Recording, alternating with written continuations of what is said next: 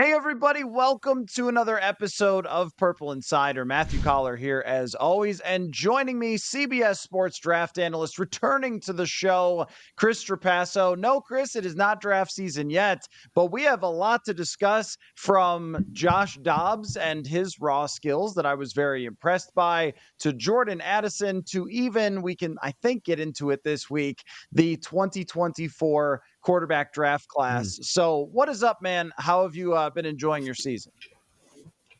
It's been great. I can't believe that we're already getting into week 10.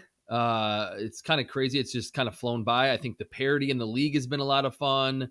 The AFC being really loaded, and really the NFC for the Vikings being wide open, where I'm not going to get into the specifics, but during that Falcons game when Jaren Hall goes down, you weren't exactly too, let's say, enthusiastic about the remaining Vikings schedule and their chances to be a good team. Now suddenly they've crawled back from a really bad start. You have Josh Dobbs. You've seen some signs from Jaren Hall, and the NFC is wide open. So it's been a really fun season, and it's great to be back on the Purple Insider. I do not want to reveal what my DMs and texts look like when Josh Dobbs fumbled. Like, he took the safety and you're like, okay, well, that's understandable. And then he fumbles. You're like, I'm getting a lot of people. They should have tanked. And, what are they doing? Why didn't they trade Danielle Hunter and everything else? And a couple hours later, we feel completely differently about the season, which is one of the things I love so much about football, Chris, is that how you feel about an entire team, their franchise, their timeline can shift in a single half of football. It can also change how you feel about a football player. And with Josh Dobbs, this is where I want to start with you. So I went back and looked at the film, and where I was really impressed and had no idea when they got him, because the amount of starting was just very limited and only limited to playing in Arizona, was the velocity that he put on the football. How clean he looked in the pocket at times, with his drop back, with his hitches, with his even accuracy throwing the ball farther down the field than most backup quarterbacks can. And of course, the athleticism at times looked like Lamar Jackson or some of the better running quarterbacks, not making that comparison. But when you look at his 4th and 8 run, it's shaking a tackler that is a defensive end, and then in space, one-on-one with a DB, and juking them out and making a play. And also with his size, he was hard to bring down for the Atlanta Falcons, to the point where they started respecting him at points in the game where linebackers are coming off their receivers if he's rolling out to try to stop him from running. As you, I'm sure, analyzed Josh Dobbs when he was coming out in the draft a few years back, and then have seen him kind of develop as a backup quarterback, what does he have as a skill set, and does it translate to being an NFL starter?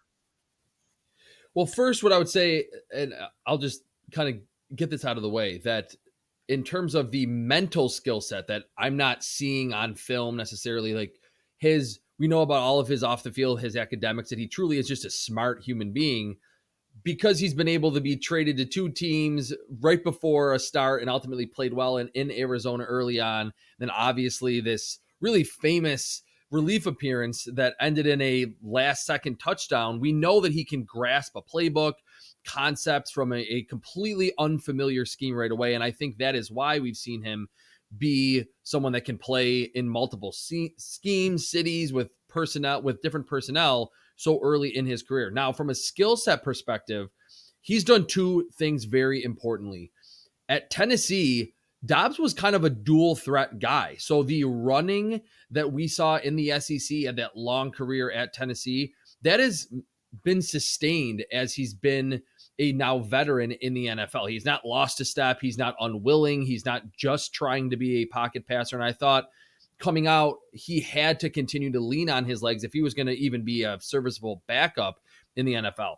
And secondly, I think his arm strength has gotten better. What you said, that you were surprised at the velocity just on the underneath throws, that, those slants that need to be kind of thrown with a lot of mustard on them and then down the field as well. I didn't necessarily see that at Tennessee. And it's not to say that a quarterback can never improve his arm strength going from college to the NFL, but it is pretty rare. So whether that was just Dobbs using his brain again and saying, hey, look, like, I realize that I need to get a stronger arm. I need to work on the power that I can throw the football with once I'm a professional. He's done that. And that was the one thing that I was concerned about him or with him when he was entering the NFL, that the arm strength seemed to be about average at best. And I agree. Watching him in Arizona this season, and then certainly against the Falcons in Atlanta with the Vikings this past Sunday, really surprised at some of the miles per hour that I think he was generating, while, again, understanding where to go with the football in an offense that he really didn't know.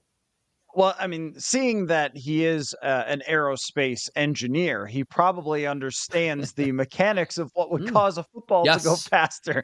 I mean, Yes. I'm like only half kidding about that. I mean, honestly, he seems like a guy that has progressed and might end up being one of those arguments for quarterbacks developing in certain places and then, having a chance later on. And it's something that we see occasionally in the NFL where a player is a backup and then they work their way into a starter. But there were a couple of different throws that really stuck out to me. There was one that Tristan Jackson could not pull in, but it was exactly what you're describing. It was like a slant, and you had to fit it into a bit of a tight window. And he throws a rocket right toward Jackson. I mean, if it's Justin Jefferson, it's an easy touchdown. If it's Jordan Addison, it's a touchdown. But Tristan Jackson alligator armed it a little bit. But that's like a plus throw for somebody who is facing a blitz where a guy was coming free and he's letting it go. And these are starter things. And I think that you can be concerned about the ball security. He did turn the ball over too much in Arizona and then a couple of turnovers here. I'm willing to forgive some of it, but on both the turnovers, there's a little bit of like trying to do too much, or maybe even the safety where he should just throw the ball away. And then, the second interception was kind of weird. Somebody just hit his hand, but the first interception was definitely a fumble was definitely trying to do a little bit too much. So I think that as Dobbs kind of becomes more comfortable with his circumstances, this is what I'll really be watching for, because I feel like he has the raw tools to take them into the playoffs and to win on a semi or relatively weekly basis and be an interesting discussion as we go forward of like, is this guy the quarterback or what's going on here? However, if he does throw picks and fumble and take safeties, that's going to hold him back. It's kind of like the Ryan Fitzpatrick thing a little bit, where it's like you can only have so many of those types of miscues. Yeah, what I think it will be a really fun, I don't know if you want to call it thought experiment or case study, that last year's pre-draft process and what has kind of been a prevailing thought entering what will be next year's pre-draft process, 2024, is that, man, you plug in one of these top quarterback prospects into this Viking situation and you could really catch fire right away. I think with Josh Dobbs, that what the baseline is going to be, that he's usually going to make pretty good decisions. Occasionally there'll be a misfire or a time where he should have thrown the ball away, like you mentioned, or he doesn't quite step up far enough into the pocket, takes a sack, maybe fumbles. But in general, he's going to play pretty fundamentally sound football. How good can this team be with an awesome offensive line? And then if Justin Jefferson returns or when he returns, now you've been able to see Jordan Addison develop in his injury absence. You still have TJ Hawkinson, who's playing like, to me, kind of like an underrated elite tight end, which I certainly think he is at this point. And the defense hasn't been amazing, but it's certainly been good enough, especially kind of in a watered down NFC.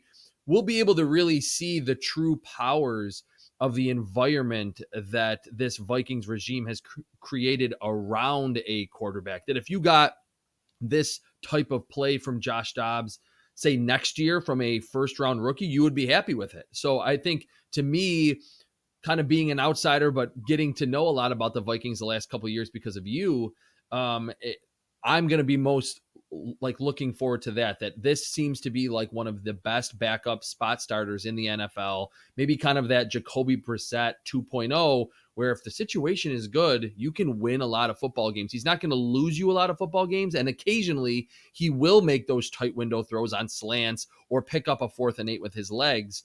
Can that be enough to get to double-digit wins and get into the playoffs. Folks, we are going all in on Prize Picks this football season. Every week, we are playing and testing out our skills here on Purple Insider to see if we can predict what numbers players will put up every Sunday. If you haven't heard of it, trust me, you're going to want to check it out.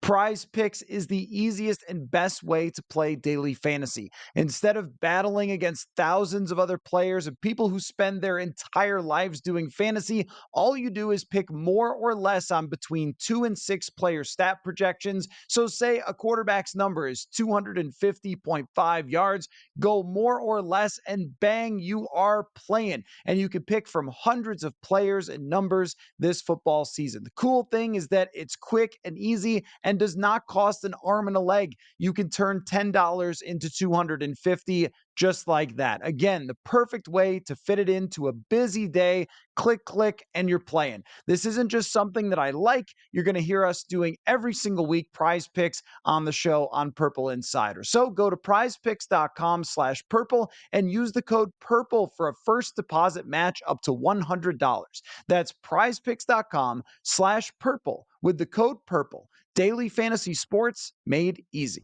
I really like that as a thought experiment I guess it's a real experiment that's going to take place, but Yeah. of seeing not only just how the environment with the rest of the roster takes place, but also the coaching as well. Because as we have talked about the potential to draft a quarterback over the last number of months, and even going into last draft, we talked about, like, would they take Will Levis? They decided not to. But one of the things we kept coming back to is Kevin O'Connell's your coach. And when Kirk Cousins is your quarterback, that's a veteran who's done so many things in his career that a lot of people have coached successfully. Kevin O'Connell's not the first person to have Kirk Cousins putting up big numbers and winning games and things like that. So you can say, like, well, he is kind of still Kirk Cousins, but now we get a control, I guess, if you're talking about scientific experiments, to compare it to how did Kirk perform? How did Josh Dobbs perform? A few people have brought up that they scored 30 points for the first time this season. Where I'm so interested too is balancing also Josh Dobbs' running ability, because it just, when you've only watched Kirk Cousins for a long time and you see a guy go full Barry Sanders on another dude in the middle of space while he's motored, like, okay, I'm reminded now that this makes a pretty big difference. And that's where I want to see, there's like levels of Dobbs. There's like, okay, is he just going to be a backup that maybe could be a bridge quarterback if they needed him to? Is he going to be someone that we actually talk about as being their quarterback going forward if they can't draft one high enough? Or is this just going to be a 1 week type of, hey, it was super fun, remember the Josh Dobbs game, but then they lost 8 in a row or whatever? Like, and I don't know which way it's going to go. I kind of lean toward, at very least, we could be talking about a bridge quarterback who proved that they can elevate someone who was known as a backup to playing at starter level. Yeah, and two things there. Specifically, what I think is really interesting is that Kevin O'Connell being from the Kyle Shanahan tree, and I've done this with mock drafts with the 49ers, not so much with the Bengals because of Joe Burrow, but any of these coaches, Sean McVay, not so much, obviously post Matthew Stafford trade, I've always been pushing for, and we've talked about it with the Vikings, what does the very established, time-tested Kyle Shanahan scheme, and certainly Kevin O'Connell puts his own spin on it, every guy's different, what does it look like? We know that it creates quarterback efficiency, that you're going to get high completion percentage, the yards per attempt is going to be over 7, probably 8. If you can get 8 yards per attempt from Nick Mullins, then you can get it from anyone. Brock Purdy, for as good as he's been, I think a lot of it is the scheme and the situation there in San Francisco. What does it look like with a running threat at the quarterback position? We never got to see it with Trey Lance in San Francisco. And not that Josh Dobbs has the athleticism, the explosiveness of a Trey Lance, but he certainly can run the football. There is a designed run game element to his game. He did it a little bit in Arizona. And like we've mentioned, that 4th and 8 conversion was not a designed run, but I think it adds a new wrinkle, and I'm interested to see what Kevin O'Connell will do with that and say, oh, hey, this is like the last 10 pages of our playbook that we never really opened, and now we can. Secondly, to your point about the bridge quarterback thing, what I'm interested in, and that you and I at the Combine, we talked, we're like, what does this Vikings regime want to do? Are they like, let's tank? let's draft a quarterback and maybe we're going to go through growing pains in 2023, be done with Kirk Cousins. We kind of came to the conclusion, and I think it's very clear now that, like what you said, if Josh Dobbs becomes a bridge quarterback, to some fans, you'll say, well, what's that going to do to you? You're going to win 9 or 10 games, lose in the first round of the playoffs, whatever the case may be, not reach or win a Super Bowl. Clearly, this regime does not want to go full tank. And for as much as it's easy for you and me or the analytics to say you should tank, just be really bad, get a lot of picks, trade away all your good players, we've also, you and I have talked about, for as easy as it is for us to say that these guys have these jobs, these guys and girls have these jobs that they don't want to suddenly say, hey, look, on my resume as a GM, I'm 8-32, and yeah, next year will be good. They want to win games. They want to get to the playoffs. The Wilfs, you've mentioned how much they love the GM and the head coach, and that they believe in them. They want to see wins, and maybe even just getting to the playoffs. That's good enough. If you go back-to-back playoffs to start your career as a GM and a head coach, signs are pretty good and things are looking up. So I think even if he is just a serviceable bridge quarterback who we eventually realize has his limitations and can't beat, the Eagles in the playoffs or whatever team that may ultimately be that is the true juggernaut in the NFC, that's still completely fine. It would be a great return on investment for a midseason trade. Something really hit me last week watching Josh Dobbs win that game, which is you cannot tank with this coach. It's very much like No, you can't. like Pittsburgh, where you just can't. I mean, he's going to coach them up, and Brian Flores is a major part of this as well. But when you have this current coaching staff, you're just not going to be bad enough to lose that many games. And then we talk about the other talent as well with Jordan Addison, who we will get to in just a second, but Jefferson and Darisaw and Brian O'Neill and so forth. You've just got too many good players and too many good coaches to say they're just going to lose a bunch of games, that even when they are put in the most adverse situations, they could still find a way to be a competitive team. To me, that speaks to the future really, really well. Would I trade places with the Houston Texans? Yes, I would. I would say, yes, I would. But that's not the world we're living in. And we're going to talk about how that relates to 2024 in the draft class, because I think that even if Dobbs becomes a Geno Smith type of, hey, really cool story, the guy was a backup and then becomes a starter, which we saw a number of times when we were growing up with like your Trent Dilfer types or your Matt Hasselbeck types, who he kind of reminds me of Brad a little Johnson. bit. The backup type quarterback who develops and becomes a starter. And then that player can win, but normally you need like an all-universe type of team around them for that to happen, which maybe if you give the Vikings $30 more million next year in cap space, maybe they can. Yeah, I think that what we're probably looking at is someone who's getting them through the season, and then they want to keep for next year, regardless of what they do at quarterback. But I wanted to talk about Jordan Addison because he cannot be left out of this story. Josh Dobbs is the guy for sure, but the throw and the insane catch that he made by the sideline, the thing that stood out to me from day one of training camp is if it's in Jordan Addison's area code, this dude is bringing it in. You talk like in draft season, you always discuss hand catchers versus body catchers and guys who could snatch the football out of the air. Radius. Right. Jordan Addison does this super stupid well, and he has done it all season long. And when Justin Jefferson's been out, it's been amazing to see him emerge as a star wide receiver, not just the guy we're saying, hey, not a bust, but a star wide receiver. He probably can't be rookie of the year because CJ Stroud is destroying the NFL.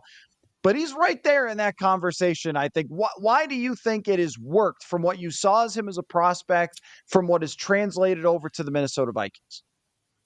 All right, so I'll start super specifically and then work my way backward to more broad. With Jordan Addison, I think myself and probably just in general in the draft, there's like a blind spot in terms of these smaller, skinny, really diminutive wide receivers who, for some reason, maybe because they're so small, don't test very well. And they have a lot of production, but then you're like, oh man, 5'10", 180. And some of these guys, 170. Tank Dell is another one. I could list off a bunch who because in today's NFL, separation is more important than anything else. And then those little intricacies like being 5'11, but having the catch radius of a 6'2" receiver ultimately become serviceable players. Jordan Addison, Tank Dell, Christian Kirk is one of them, who's never been a superstar, but didn't test very well. He was too small. He was only a slot receiver at Texas A&M. Played in Arizona, was decent, and has been good with the Jaguars. Calvin Ridley is another one who maybe is never going to be an all-pro wide receiver, but similarly sized and was compared a lot to Jordan Addison, even by me during the pre-draft process. A lot of those receivers who I guess just apparently even if you're tiny, if you run good routes, you're not just a gadget guy, you can win on the inside or the outside, and then do those possession or outside wide receiver things like make ridiculous catches at the sideline and absorb a hit on a throw that's 2 feet over your head. You're not only a route runner, and you can create after the catch like all of those wide receivers that I just listed can. You can be 5'10", 185 pounds and not test very well, have a low RAS, and look at that mock draftable web and say, oh man, he ran like close to 4.5. His vertical wasn't good. The 3-cone wasn't great. The broad jump wasn't good, and still be a really good player. Now, a little bit more broadly, what I think has been so interesting is that when I was watching this Vikings team, and again, I've kind of like taken a liking to the Vikings because of this podcast and like you having me on here and just trying to stay up with them to kind of prepare myself for draft season. Early on, it seemed like even as the clear number 2, Jordan Addison had some problems early on beating press coverage. And that was me kind of saying, see, that's, he's not very long. He's not super physical. He doesn't have the weight and the force behind him. But then since Jordan Addison has been out and he has seen more man-to-man coverage or more number 1 corners, whether it's just been it took him 4 or 5 games to get acclimated to how good even like some average NFL cornerbacks are in press coverage, I think he's gotten better at getting off the line and those first 5 yards creating that separation, or at least not getting suffocated at the line, so then he can set up his route the way he wants to. There was 2 catches against the Green Bay Packers, one on Jair Alexander near the sideline. Alexander slipped, and you could say, Packers fans would say, okay, he slipped. What can you do? I think he slipped because Jordan Addison's cut was so sharp toward the sideline. And Jair Alexander, if you go back and look at his combine, freaky athletic, never to me ever had any problems in press coverage against any receiver in college or the NFL. And then another one on the other side of the field, I believe it was on Rasul Douglas, where it's like he cut to the outside, sold a vertical route, and then slammed on the brakes and then cut back toward the sideline. It was like the best out route that I've seen run by any receiver this season. Was an easy completion for then Kirk Cousins, doing those little things very well. And the one area of weakness that I think was kind of indicative of him being smaller, he's gotten better at that as he's kind of had to assume this wide receiver 1 role. So that is certainly encouraging for Jordan Addison. And again, this Vikings offense, because what do you do then when Jordan Addison or when Justin Jefferson comes back from his hamstring injury? 2 elite separators who, again, are good at that, but they do everything well after the catch, and they catch everything in their vicinity. I mean, that's the thing about Jordan Addison is when he's coming out, the only concern they had is really the height and weight. And I think if he weighed 20 more pounds, he's a top 10 draft pick based on, the guy won the Biletnikoff Award. It wasn't like he was just some at like 19 years old. Right. And then, he goes to USC and, hey, look, Caleb Williams looked a lot better when he had Jordan Addison playing for him as well. And the biggest games, he would step up at the biggest times all the time. For me, he was my favorite wide receiver in the class. I think we remember those discussions about Addison because I use 2 things, and those 2 things seem to work. One is ball tracking, because there's so many college receivers who have great physical skill, but when the ball's in the air, usually they're catching it wide open. If you have great physical skills, you just run by corners, catch the ball wide open. You go, oh, that guy's great. But he would make a lot of contested catches, a lot of like body contortion catches. And what he did against San Francisco, there's a play against Virginia when he's playing for Pitt where he does the same thing. He steals the ball right out of somebody's hand, and like that natural ability. And then the route running. I mean, just the route running has been spectacular. And I think what really speaks well of him is the adjustment. Exactly what you're talking about. The first couple weeks are going like, okay, like he caught a couple of deep bombs and so forth, but is he going to be consistent?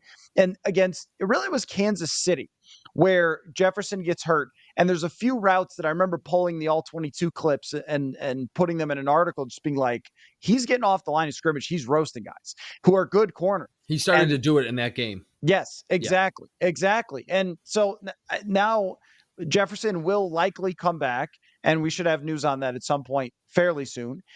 But this has been so good for him. Like Jefferson's injury is bad, even though they won their games, but it's not great not to have Justin Jefferson. They've overcome that. But now the trust of the offense, the trust of Kevin O'Connell, the belief that, okay, it's not just the Justin Jefferson and friends. This is a wide receiver duo from here on out.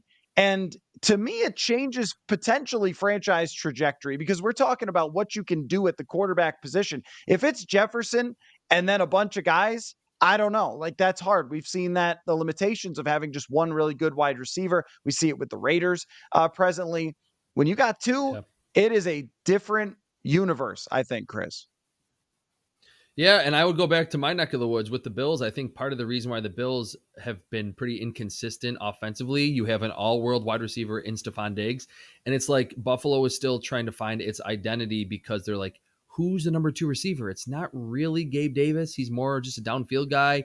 Khalil Shakir's made some plays, but not consistent enough. When you have Jamar Chase and T. Higgins, when you have Brandon Ayuk and Deebo Samuel and George Kittle, when you have Tyreek Hill and Travis Kelce or Tyreek Hill and Jalen Waddle, that's 4 of the 5 best, offenses in the NFL when you have AJ Brown and Devontae Smith. So yes, I totally agree that it can change the trajectory, what you ask of a rookie quarterback, that you don't need them to make 8 big time throws in a game in their first month of the season. You can just say, get the ball to these guys. You're going to see open targets very often with Jefferson and Jordan Addison. Certainly helps out that you can then sign a veteran wide receiver for not a lot of money to be your wide receiver 3, who's a good player, like a Robert Woods type guy that can just step in and be kind of a mentor and doesn't have to be a 100 target player next season. So Addison's development, and maybe we'll look back and say, man, Justin Jefferson getting hurt, like you mentioned, was actually a blessing in disguise because it really sped along the development for Jordan Addison, because suddenly it was like, hey, look, we picked you in the first round, just like Matthew Collar suggested that we do, and you have to face Jair Alexander one-on-one and L'Jarius Sneed of the Chiefs. He's good, physical, long, athletic, been there, done that cornerbacks. And I think maybe just the more attention to detail and the more focus that Jordan Jefferson needed because he was that number 1 has really helped him. And again, Josh Dobbs, Jaron Hall, Kirk Cousins, whoever's been throwing him the football, and just this offense as a whole moving forward. Let's go back and talk about the decision for a second before we get to the quarterback class and kind of the bigger picture. You mentioned how right I was, and I appreciate that. We will not discuss any other times that I was not right, which was campaigning for the Vikings to take Jameson Williams, who has not so far become a star for the Detroit Lions. Maybe he will if he's on the field. We'll see what becomes of that. But in this draft, I remember going through the mocks, and a very high percentage of the mocks had the Vikings taking defensive players because they looked at where they ranked in defense, 28th, and they looked at, okay, you've got Danielle Hunter and then who as far as pass rushers go. And they had picked up Marcus Davenport on a 1-year contract. That was never going to be a long-term thing, or was not likely to be a long-term thing unless it really worked out. And, okay, you need corners, you need nickel, you need safety, but even you could have argued like Lewis Seen it wasn't working out, and we didn't know Cam Bynum was going to take this big of a step. So like you kind of need everything on this very bad defense.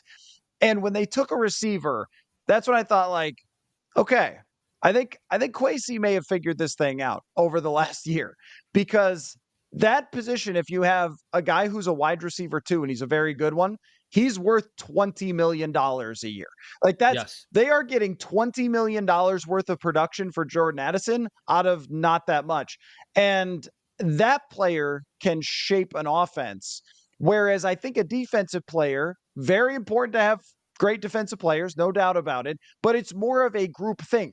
And that's what we've seen from Brian Flores' defense this year is it's the scheme, it's how you maximize everybody's skill, and one guy cannot just completely shape a defense in the same way that a receiver can.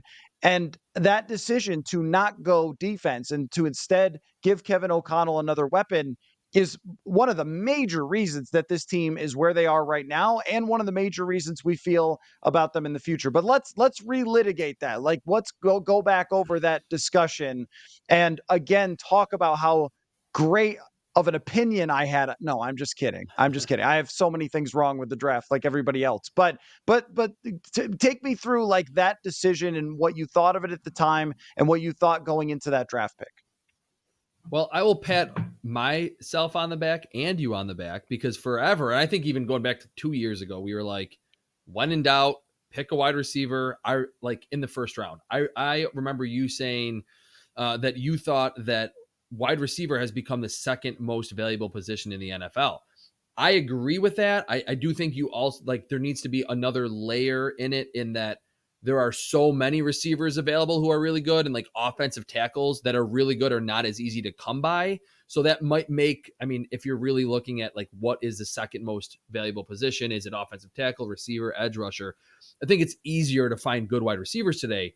But we hammered home the point all draft season. And yes, in that final mock draft sim that we did, I went Nolan Smith, you went Jordan Addison, but I kind of didn't pick, or like I kind of leaned away from wide receiver, and because I think Jordan Addison was like the main guy who was available in that sim because of, like I mentioned, this clear blind spot that I will adjust for these smaller, speedy, poor testers who are just super productive in college. By the way, Deontay Johnson of the Steelers is another one. Tested horribly coming out of Toledo, and he gets open all day in Pittsburgh. Doesn't have great quarterback play, but he's another one that popped into my head. That you said, hey, look, this is going to move the needle more than anything else. And to your last point, I think is perfect. The hiring of Brian Flores, and that he is, I mean, you've seen all the charts. I'm sure some of your fans have too. How much they're blitzing is like almost off the screen compared to other teams.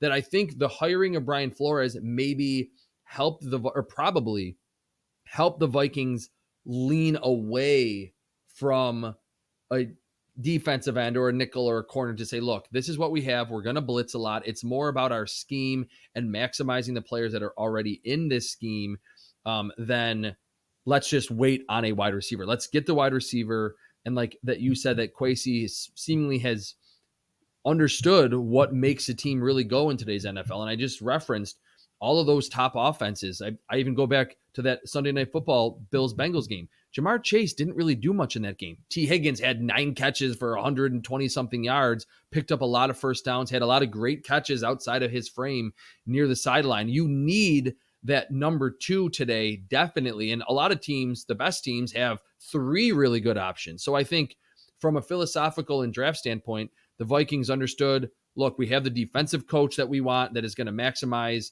our talent with a ton of blitzes.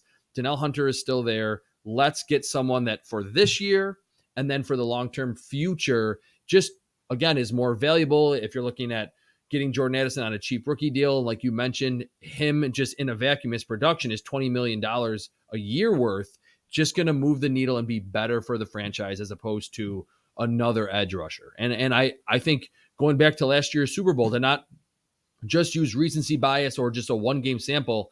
In last year's Super Bowl, yeah, like Nick Bolton returned a fumble for a touchdown. That was a big play. Beyond that, the Eagles and the Chiefs just went up and down the field the entire game. And to me, that's kind of like an inflection point of like where the NFL is today. That yes, you can load up on defensive linemen and corners if you're the Packers in the first round, or, up front if you're the Eagles on defense. You need the offensive line, which the Vikings certainly have, and a multitude of very skilled, multi-dimensional pass catchers. And I think the Vikings, that's what they were after with Jordan Addison. And it seems like they got that player. I think the approach, there's a lot of logical approach to this most recent draft, including taking someone like Mekhi Blackman, who had great numbers in college. Again, like maybe a little undersized and so forth. We saw that a lot in this draft, but taking mid-round corners and even a Caleb Evans, I think has worked out quite well. His PFF grades are not great. I think in part because the way they play defense, they play a lot of people at the line of scrimmage and a lot of people 10 yards off the line of scrimmage, which does allow for a lot of catches in front of them. And those get dinged and stuff, like that. But he's been an exceptional tackler and I think a very competent player. Blackman has been in and out a little bit. We've seen more of Andrew Booth Jr. like throwing mid-round numbers at the corner game, but knowing that, you probably have to get a wide receiver when you can in the first round because of just the skill set difference. I also think with edge rusher, we've seen a lot of those guys who are taken late first really not work out, I think, because they probably have a flaw. That everyone knows the value of that position, but they probably have a fatal flaw. Smith was undersized, and he might still become good at some point. But even like an adofo-mensah, like the not having the sack production. Joe Tryon's another one. Exactly. And so what we see is teams that have great pass rushes from the edges usually draft Myles Garrett, or they're like, hey, Hassan Reddick, hey, Randy Gregory, hey, like you're not working out with your team, but why don't you come be a rotational guy for us? And I think for the Vikings, it's like you're going to have to stick, you probably have to extend Danielle Hunter at this point, and then try to look for outside options. Davenport, when he was in, looked really good, but like things like that for the future. But I want to shift over from the Jordan Addison pick, which truly, in my mind, has changed the trajectory of the franchise because of what you could potentially do at quarterback and what that means to have this setup. And also, I did want to note as well, you brought up TJ Hawkinson. His last 4 weeks or so after a pretty rough start to the season have been absolutely elite at the tight end position. And that's why they signed him. It was a huge deal, what he's done to make up for the absence of Justin Jefferson. And that plays into this as well. So does Darisaw, so does O'Neal. Heck, Ed Ingram is playing much better football. It's closer to average than horrendous, which is a big deal. That's a big difference. The difference, this is just a side rant, but the difference between being XFL level bad to like below average is probably almost as valuable as average to really good. I mean, because it can save the offensive line. Yeah. Because you cannot play with a guy the way he was playing last year. But of course, he's improved that. Anyway, one of the best, if not the best, quarterback setups. But if the Vikings win too much with Josh Dobbs, can they draft one of these first round quarterbacks, Chris? Yeah, I mean, I think so. And they will certainly do their due diligence on this, what seems to be a very loaded quarterback class because of all the COVID implications, and some players like Michael Penix and Bo Nix decided to return. You obviously have Caleb Williams and Drake May at the top. It seems to be, and I think it's late enough in the season for me to not be that cliche and say, oh, next year is really good. Like, it really has the makings of being a 2018 level draft class that had 5 quarterbacks in the first round. Now 6 would be pushing it. I don't know if we've ever seen 6. I got to look that up. But because you have Josh Dobbs, you're probably, I think done with Kirk Cousins, and even if they weren't at his age, it would just be like, even if you loved Kirk Cousins at this point, it would probably be smart to just look for the future, given how old he is at this point. And he's going to be coming off a major injury. Yes, that there's certainly a lot of very talented, different flavor quarterbacks that I think we will be. And also, and I just wrote about that, or about this kind of philosophy this week at CBS, that I think from Kirk Cousins landing in Minnesota and actually playing pretty well around the same time of when Ryan Tannehill went from Miami to Tennessee and revitalized his career, then there was this huge push of, you should sign a veteran. You should trade for Carson Wentz. You can find these guys. It was the craze. And I remember there was like a famous Adam Schefter tweet. It ultimately didn't happen. I think 2 or 3 years ago, he's like, as many as 18 teams could be signing a veteran quarterback to really be in a true quarterback competition. It was like the craze in the NFL. It's a copycat league. and the Kirk Cousins and the Ryan Tannehill acquisitions were so successful that teams were like, hey, look, we don't know what's going to happen in the draft. We've tried this for 100 years and we can't figure it out. Let's just get the proven commodities, like you mentioned with edge rushers. And that's kind of gone by the wayside now that Carson Wentz has bounced around the league. There's so many like Baker Mayfield, Sam Darnold, quarterbacks that just ultimately have not worked out. So I think teams are not as excited about signing a journeyman and hoping they can revitalize his career and get to an AFC title game or get to a, second round of the playoffs. So because of that, and couple that with just how good this quarterback class is, that there's multiple guys, 3, 4, 5, 6 guys that came into the season with a lot of hype and did the opposite of what normally happens, that you normally see a Matt Barkley or a Ryan Nassib just not really play that well in their final seasons or live up to the hype. I mean, Caleb Williams hasn't played great of late, but his numbers are still good. He's still making those wow throws. Drake May has been good. Michael Penix has been awesome. Bo Nix has been awesome. Jaden Daniels has been really good. So because of that, I think, yes, the Vikings will be one of the teams that will and should look deep into that quarterback class. I think it'll be the talk of the 2024 draft. It's funny that you mention about like teams trying to chase trends, because we certainly saw that with like a Trey Lance of, wow, Mahomes and Josh Allen, we got to get this Yeah. raw skilled guy, except for he was a little too on the raw side. I will forgive San Francisco. That was the toughest year to scout players probably in NFL history. Yeah.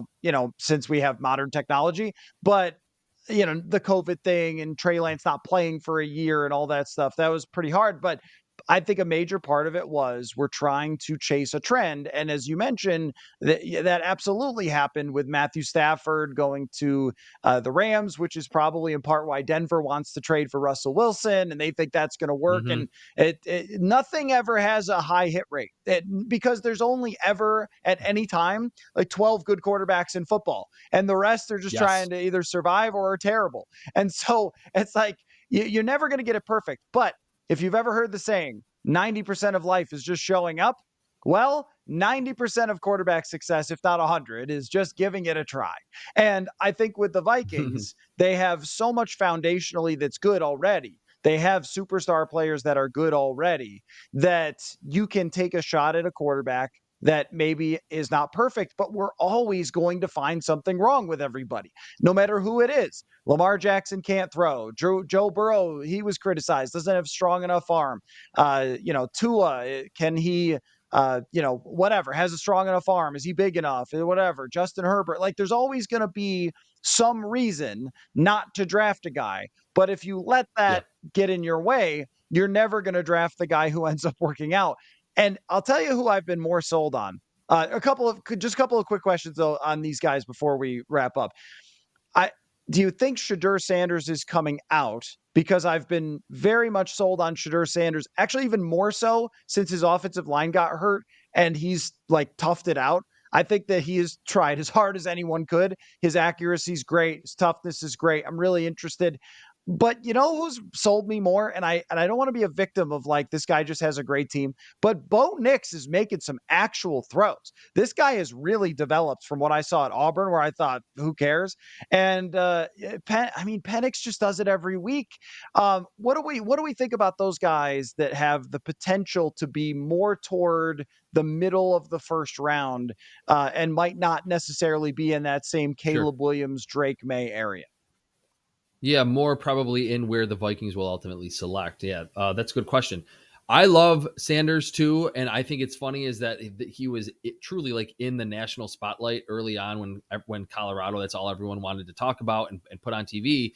Haven't seen it as much, but I still think he's played really good football. The one thing I will say, and I don't want to be a Debbie Downer, I would be surprised if he enters this class. I mean, his dad, Dion, is pretty outspoken, and he has been very overt in saying, why would he leave? Like, we love it here. Like, I think he gets it too, that like it's a loaded quarterback class and that he's like, my son is not going to ever be number 2 in anything. And I think he clearly would be like at the very best, like the 3rd or 4th quarterback off the board. I don't know if he would love that.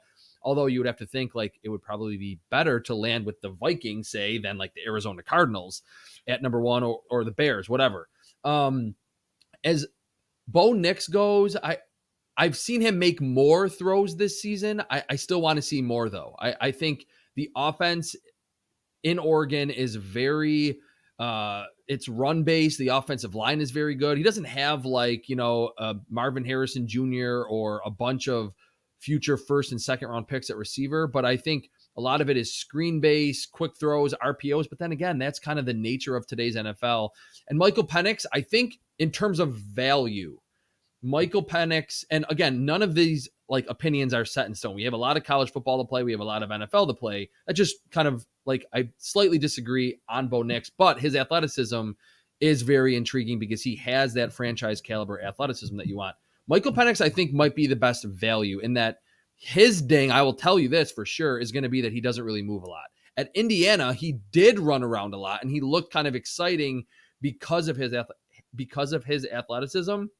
Haven't really seen as much of that at Washington, but he's countered that with making a ton of ridiculous downfield throws like every single week. And it's like, is it maybe just so much of a vertical element where he's just chucking long balls and he's not going to get to do that as much in the NFL? And then if he can't move, is he kind of limited? But I still think having that ability to make those throws where you have to rein in a quarterback, is way better than the other way around to say, hey, stop checking it down. Hit Justin Jefferson down the field. He's open. Don't just check it down to the back. I would rather have my quarterback be Michael Penix-esque than vice versa. So those three, good value. I don't know if Sanders will be there. We're going to see Bo Nix in some huge games down the stretch. He has the ability. I think right now he is a first rounder. He has the ability to be that, we always talk about it, one guy who goes a lot higher than anyone expects.